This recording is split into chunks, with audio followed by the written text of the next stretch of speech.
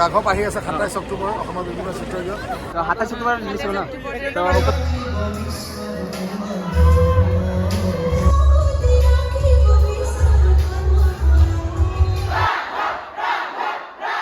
Hello' guys welcome back to my YouTube channel. তো guys কি খবৰ আপোনালোকৰ? আশা কৰোঁ আপোনালোকে ভালে আছে। তো গাইজ আজি মই যাবলৈ ওলাইছোঁ আমাৰ কলেজত, কাৰণ আজি আহি আছে এজন স্পেচিয়েল মানুহ। তো আপোনালোকে চিনিয়ে পাব নামটো ক'লে। আজি আহি আছে যতীন বৰা, তো সকলোৰে চিনাকি যতীন দা। তো আমি এতিয়া কলেজ যাওঁ, কলেজ গৈ দেখাই আছোঁ। যতীন দা আহিব 2টা বজাত।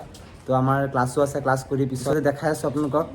আৰু যতীন দাৰ নতুন চিনেমা এখন আহি আছে, ৰিলিজ দিব 27 অক্টোবৰ।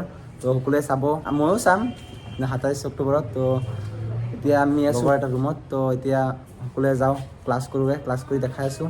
আৰু কি কোৱা যতীন দাৰ চিনেমাখন চাবানে নাই? চাম একদম বঢ়িয়া। গাইজ আমি এতিয়া গৈ আছোঁ কলেজত। তো যাব লাগে, সোনকালে দেৰি হৈ আছে। তো ক্লাছ কৰিব লাগে, ক্লাছৰ টাইম হৈ গৈছে 10টাৰ পৰা ক্লাছ আছে, কিন্তু 10:20 হৈ গৈছে।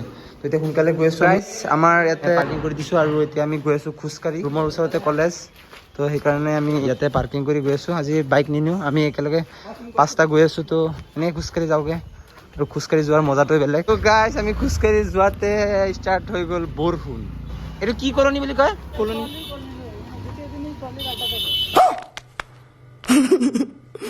আচ্ছা, ছোৱালী কলনি মানে তোমালোকে ছোৱালী কলনি থাকা। তো আমি কলেজৰ ফ্ৰণ্টতে আহি গ'লোঁ, এয়া কলেজৰ গেট। তো সোমাই আছোঁ আমি।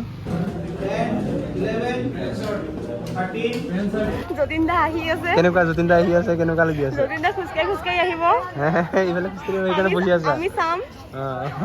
সেইকাৰণে বহি আছা ইয়াতে। যতীন দাৰ লগত যদি কোনোবা ল'ৰা এটা আহিছে তাক জোকাম। ৰাঘৱ চাবলৈ গাইজ আমাৰ যতীন দা আহি পালেহি। এই আমাৰ যতীন দা। এতিয়া আমি ভিতৰলৈ সোমাই আছোঁ।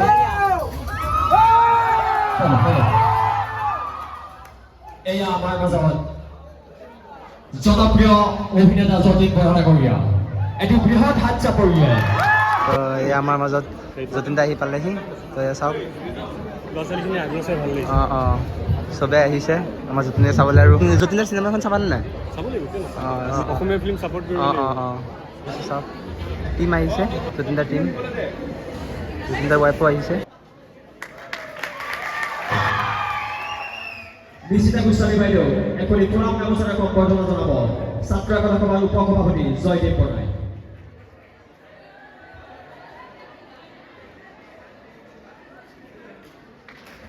27 অক্টোবৰত ৰাঘৱ সমগ্ৰ ভাৰতবৰ্ষতে মুক্তি লাভ কৰিব, আৰু তাৰে প্ৰচাৰ আৰু ৰাঘৱৰ বিষয়ে তোমালোকক জনাবৰ কাৰণে আজি এই পবিত্ৰ শিক্ষা অনুষ্ঠানখনলৈ আমি আজি আহিলোঁ।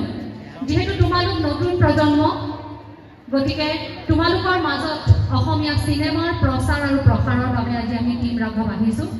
আৰু আশা কৰিছোঁ অসমীয়া চিনেমাক আগুৱাই লৈ যোৱাত আৰু ভাৰতবৰ্ষৰ ভিতৰতে অসমীয়া চিনেমাক এক অন্যতম আঞ্চলিক ভাষাৰ শক্তিশালী ৰাঘৱ চিনেমাৰ সহ-প্ৰযোজক, পৰিচালক আৰু মুখ্য অভিনেতা, যিয়ে নাম ভূমিকাত অভিনয় কৰিছে ৰাঘৱৰ সকলোৰে চিনাকি আৰু মৰমৰ বুলিয়ে কৈছোঁ যতীন বৰা। গতিকে মই তেখেতলৈ মাইক্ৰফোনটো আগবঢ়াইছোঁ। মই বুকুখিনাই দেখুৱাব লাগিব যে ময়ো নগা শিল্পী হয়, আপোনালোকে মোক সহায় কৰক। সেইকাৰণে সকলো আহিছে, তোমালোকৰ পৰা মৰম আদৰ এটা সংলাপ কম ৰাঘৱৰ, তাৰপিছত আমি গানটো নিশ্চিতভাৱে মই এই গানটো অলপ দেখুৱাম, হ'বনে? যে ভগৱান, তইতো মোৰ চব আশাই পূৰণ কৰিছ, চব আশাই মোক কোনোৱাই থৈ গৈছে, মোৰ কোনো আফচোচ নাই। মই নাকানো, কেৱল এটাই সহায় কৰি দে না, মোক মালদাৰ বনাই দে, মোক কোটিপতি বনাই দে। মই মাত্ৰ দেখুৱাব বিচাৰিছোঁ টকাৰ মোনাখন লৈ যি অনবৰতে ঘূৰি ফুৰে সি দানৱ হয়, আৰু দয়া মৰমৰ মোনাখন যি অনবৰতে কাঁধত কঢ়িয়াই লৈ ফুৰে সি কিন্তু ৰাঘৱ হয়। এইটো ৰাঘৱৰ সংলাপ আৰু আছে।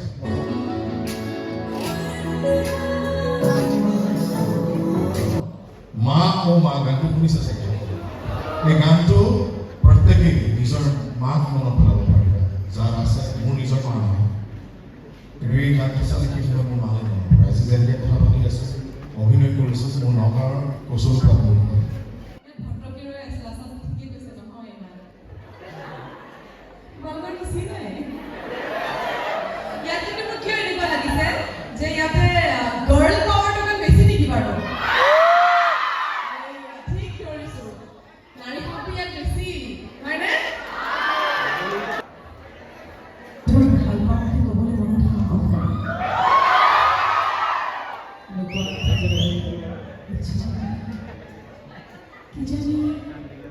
এই গোট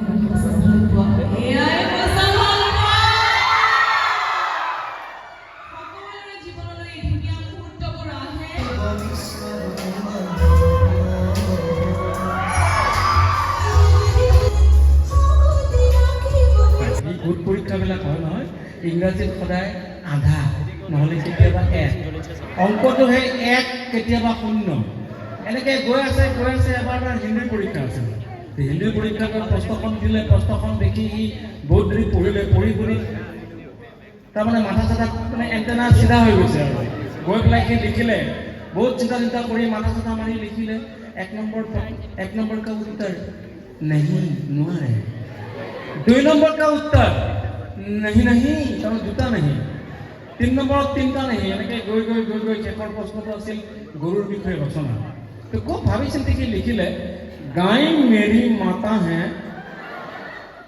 आगे कुछ नहीं आता है মাষ্টৰ আছিল একা চেকা প্ৰথম প্ৰশ্নৰ উত্তৰে হ'ল नहीं ছেকেণ্ডৰ नहीं এনেকৈ গৈ ৰচনাখন হ'ল সেই মাষ্টৰৰ উত্তৰ পঢ়ি লৈ মাষ্টৰৰ এণ্টেনা চিধা হৈ গ'ল লগে লগে নম্বৰ দিয়াৰ সলনি লিখি দিলে ইয়াক নম্বৰ দিব নোৱাৰি লিখি দিলে তো बैल तुम्हारी बाप है নম্বৰ দেনা পাপ হে গতিকে বাবাই নহওক মোৰ নিচিনা চোকা হ'ব নালাগে আৰু নিজৰ ভাগিন চাগিন আছে দিয়ক সাৱধান হ'লেই হ'ল যি হওক ভাল লাগিল এটা সুযোগ পালোঁ তোমালোকৰ কলেজলৈ অহা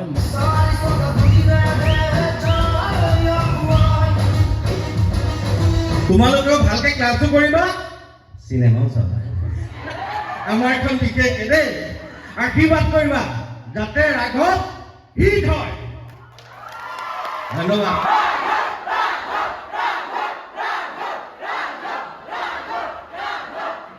চিনেমা ৰাঘৱ আহি আছে 27 অক্টোবৰ অসমৰ বিভিন্ন চিত্ৰগৃহত আমি আহি আজি নগাঁও আছোঁ মোৰ নিজৰ ঠাই আৰু ৰাঘৱ সকলোৱে চাব ৰাঘৱ আমাৰ 27 অক্টোবৰত আহি আছে তো আমাৰ গোটেইটাই কৈ দিছে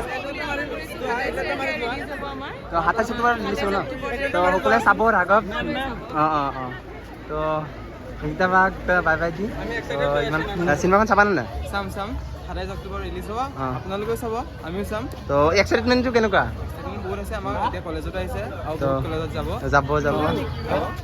ফটো চটো উঠিছোঁ তো ইনষ্টাগ্ৰামত আপুনি চাই থাকিব